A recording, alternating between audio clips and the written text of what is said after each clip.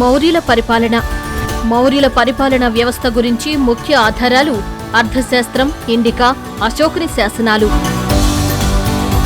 రాజే అత్యున్నతాధికారి, సర్వ సైన్యాధికారి, ఉన్నత న్యాయాధీశుడు. ప్రజల సుఖమే రాజసుఖమని, వారి సంక్షేమమే రాజు సంక్షేమమని కౌటిల్యుడు పేర్కొన్నాడు. చంద్రగుప్త మౌర్యుని కాలంలో కౌటిల్యుడు ప్రధానమంత్రి. మంత్రి పరిషత్ రాజుకు సలహా మండలి. మెగస్తనిస్ ప్రకారం బ్రాహ్మణ, క్షత్రియులు మాత్రమే మంత్రి పరిషత్ సభ్యులు.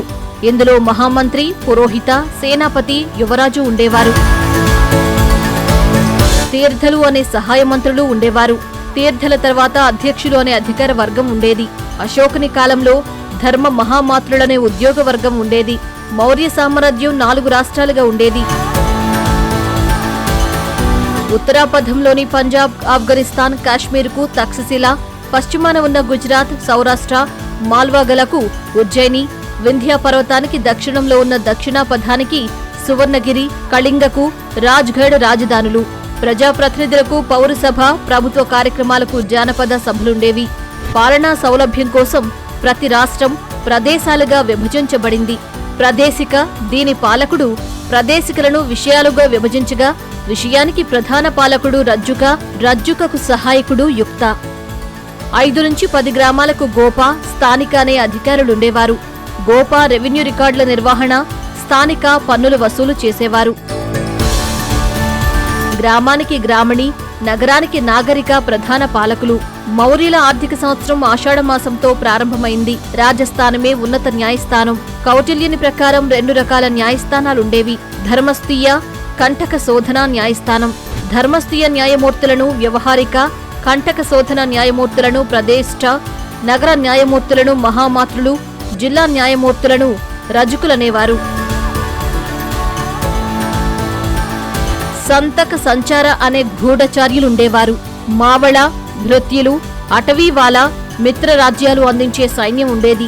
మౌర్యుల ఆర్థిక వ్యవస్థలో ప్రధాన వృత్తి వ్యవసాయం, ప్రధాన ఆదాయం భూమి శిస్తు. ఆదాయంలో 1/6 నుండి 1/4 వంతు శిస్తు వసూలు ధన ధాన్య రూపంలో జరిగేది. దీన్నే భాగా అంటారు. ఆదాయ శాఖకు ముఖ్య అధికారి సమహార్త. మెగస్తనిస్ భారతదేశంలో బానిసలు లేరన్నాడు. ప్రధాన పంటలు వరి, గోధుమ, బార్లీ, నువ్వులు, మిరియాలు, పప్పులు, ఆముదాలు, చెరకు, కూరగాయలు, పండ్లు. ప్రధాన పరిశ్రమలు నూలు వస్త్రాల తయారీ, ఆయుధాలు, ఖనిజ తవ్వకం, వ్యవసాయ పరికరాల తయారీ, నౌకా నిర్మాణం, మద్యం తయారీ. ముఖ్య రేవు పట్టణాలు తూర్పున తామ్రలిప్తి, పశ్చిమాన బ్రోచ్, సోపారా. ఎగుమతులు సుగంధ ద్రవ్యాలు, ముత్యాలు, వజ్రాలు, నూలు వస్త్రాలు, దంతపు వస్తువులు, చర్మాలు, దుప్పట్లు. బంగారం, వెండి, రాగి నాణాలను విద్యంక నాణాలు అనేవారు.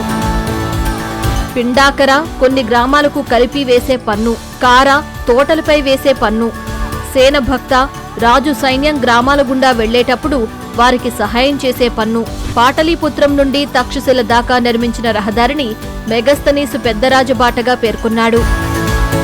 మౌర్యుల కాలంలో రాజభాష ప్రాకృతం, తర్వాతి భాష సంస్కృతం.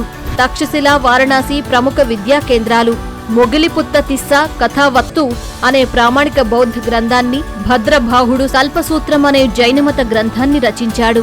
బంధు స్వప్న వాసవదత్త అనే గ్రంథాన్ని రచించారు. మౌర్యుల శిల్పకళలో అత్యంత ప్రధానమైనవి అశోకుని స్తంభాలు. ఇవి పర్షియన్ చక్రవర్తి డేరియస్ I ప్రభావంతో నిర్మించబడ్డాయి. వీటిపైన అశోకుడు తన శాసనాలను లెక్కించాడు. ప్రతి స్తంభానికి ఒక శిరోభాగం ఉంటుంది. ఇందులో అందమైన జంతువు బొమ్మను శిల్పంగా చెక్కి అలంకరణ కోసం ఉపయోగించారు. రాంపూర్వలోని స్తంభంలో వృషభం, లౌర్యనందన్ గర్లోని స్తంభంలో సింహం, రుమ్మిందైలోని స్తంభంలో గుర్రం. ఈ స్తంభాల నిర్మాణానికి అశోకుడు మధురలో లభించే ఎర్రని ఇసుకరాయి, కాశీ సమీపంలోని చూనార్లో లభించే గోధుమ రంగు ఇసుకరాయిని ఉపయోగించాడు. అశోకుని స్తూపాలలో సాంచి, సారనాథ్, బార్హత్ ప్రసిద్ధమైనది. సారనాథ్లోని అశోక స్తంభంపై సింహ కిరీటం భారత ప్రభుత్వ జాతీయ చిహ్నం. జాతీయ చిహ్నంపై ఉన్న ఇతర జంతువులు ఏనుగు, గుర్రం, ఎద్దు, సింహం.